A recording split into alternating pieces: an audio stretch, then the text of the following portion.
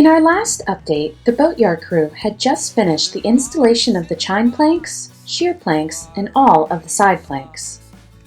Journeyman shipwright Chris is roughing out the outer stem, also known as a cutwater, by taking it from a square and giving it bevels on both sides using traditional tools. The shipwrights then began the process of fitting the new cutwater to the bow of Rosie.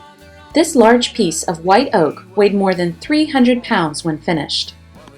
Shipwright apprentice India is finalizing the top of the transom so a covering board can be installed on top, which is the outer rim of the deck. Shipwrights Chris and Ken begin bending in the aft covering boards. Next, Rosie's king plank begins to take shape in the boat shop. Here, shipwrights ready the king plank for installation. Each half of the king plank, made from thick white oak, was 11 inches wide and 4 inches thick, and shipwrights had to drill from both sides on each half to meet in the center. The king plank is now finished and completely installed. Here, Journeyman Chris is fitting the new rudder box. Shipwrights Ken and Chris are fitting the bezel for the doghouse, located on the aft deck, which must be done before planking can begin because the planks feed in to the sides of the bezel. Work can now begin on the installation of the cover boards and the deck planks. Each deck plank, made from Douglas fir, is 2 1/4 inches wide and 2 inches thick and is clamped and bent to accommodate the shape of the boat. This is known as a sprung deck. Volunteer Mike is drilling for the tie rods, which help strengthen the deck, and Volunteer Cliff cleans up the knightheads, which are named so because they look like jousting helmets.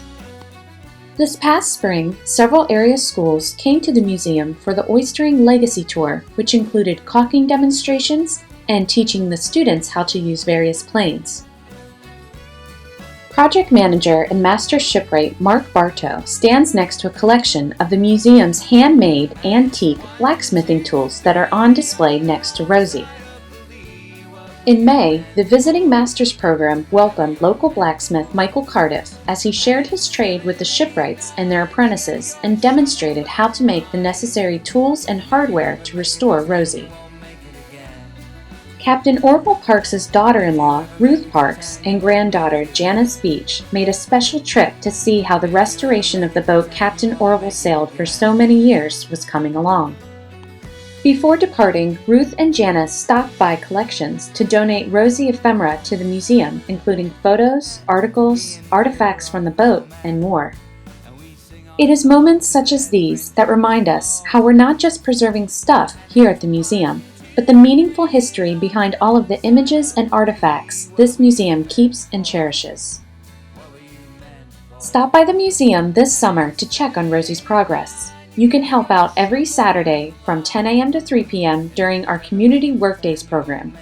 For more information, visit our website or find us on Facebook.